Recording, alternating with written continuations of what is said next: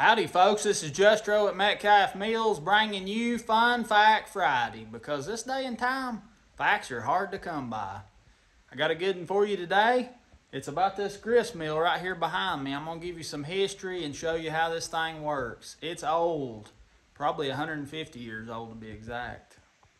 The Nordyke and Marmon Company started in the 1850s. They built all kinds of commercial grain milling equipment, flour milling equipment, grist mill equipment. They started building small mills for farmers and plantation use in sizes 14 and 18-inch stones.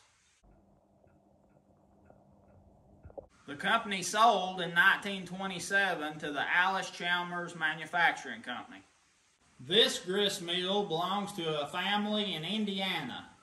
They brought it down a while back and dropped it off, and they want to get it restored back to new condition. The stones in this grist mill are 26 inches in diameter, a French burr stone from the Marne Valley in France. It's a river quartz. It's real hard. It was deemed the best stone for milling fine flour. The way this machine works is typical of how grist mills and grain mills work for hundreds, maybe thousands of years.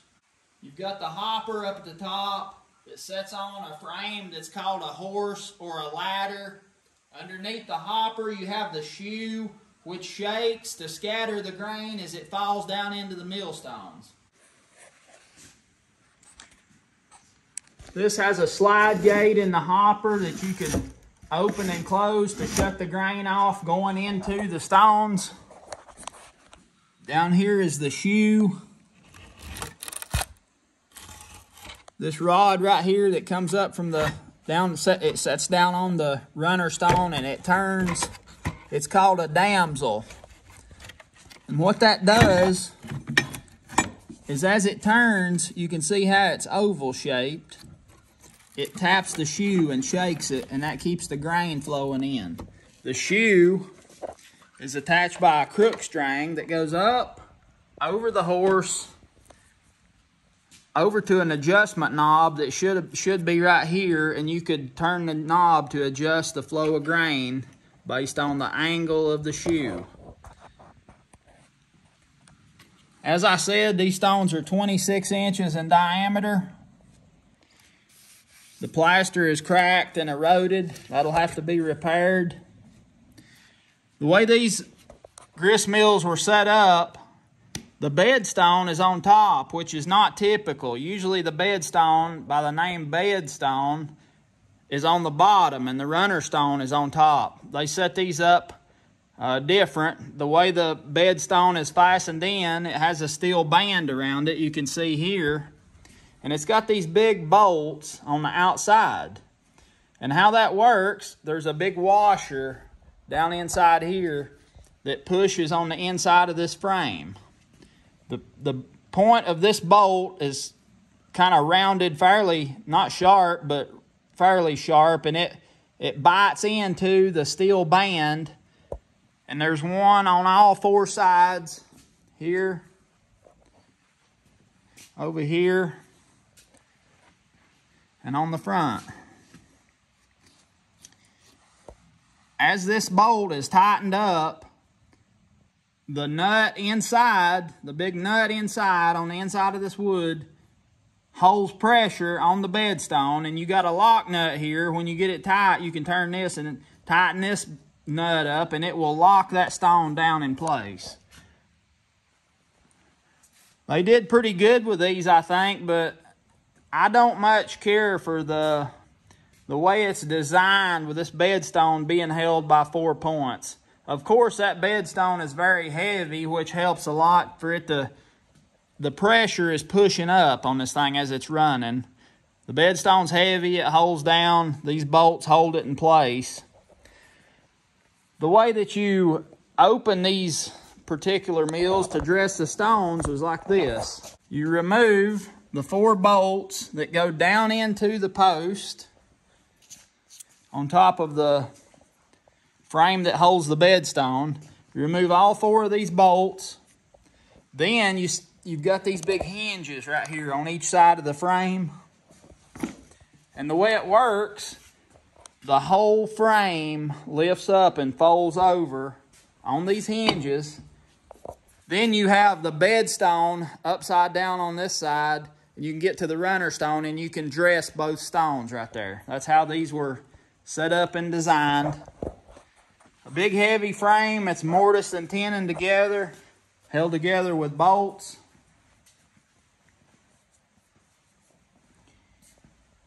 Right here is where the spout was located.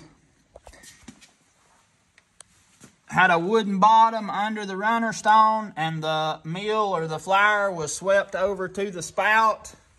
Just like my little grist mill that I built, how it works, same principle. And it came out the spout here. There was a sifter mechanism on this machine, and it had a cam on this shaft right here that rubbed against this block, and it caused that sifter to shake like this. Nothing is left of that except this part. I don't know how it was built. I've never seen one in person or in picture, I don't think, this particular model or idea. So that'll be something that we try to dig deeper into. This is your tenor adjustment that adjusts the height of the runner stone. So as you turn this hand wheel, it raises and lowers down under the bridge tree, which raises and lowers the spindle that goes up that turns the runner stone. This has a bevel gear drive. You can see this gear, the teeth are on an angle. That's the name bevel gear. The gear that meets that, matches up to it, is over here. And these two shafts and this gear is just sitting in here to keep it all together.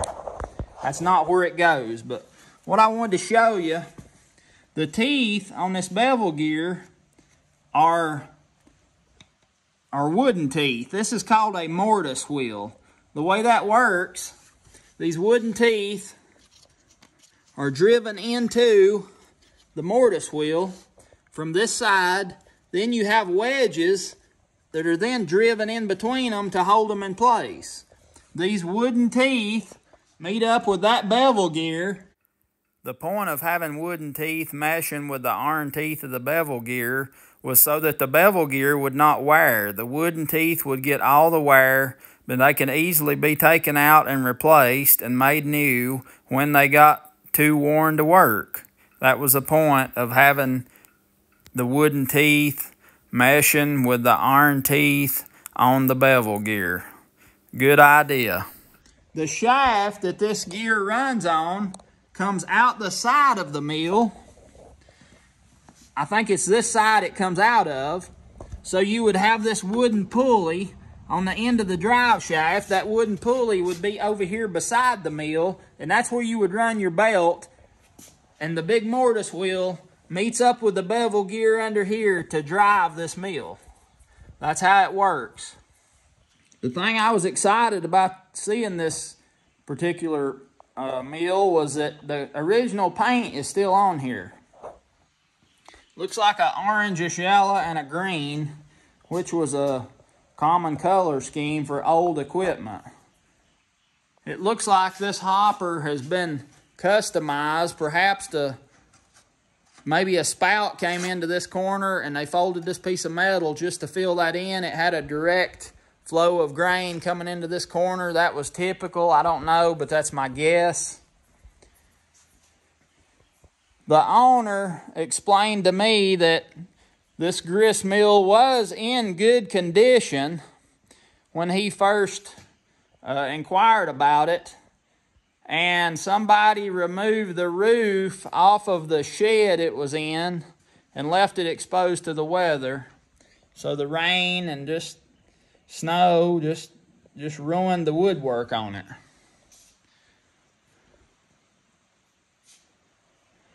It's funny, you can still see the original marks where this mortise was laid out. And I'm sure this thing's around 150 years old, but you can see the layout marks there where they laid out to cut this mortise and tenon joint. Very interesting piece. I'm looking forward to this one. It's not like the Meadows Mills or the Williams. It's uncommon. First one I've seen exactly like this. I'm looking forward to working on this gristmill. You'll be able to follow along. Everything will be documented right here on Metcalf Mills. I have several other mill restorations ahead of this one, so it'll be a while out into the future. But I wanted to go ahead and show y'all this. I thought you might enjoy it for Fun Fact Friday. Don't forget to hit that like button, subscribe if you will, tell your friends about us. Me and the girl said howdy from Metcalf Mills. I'll see you next time.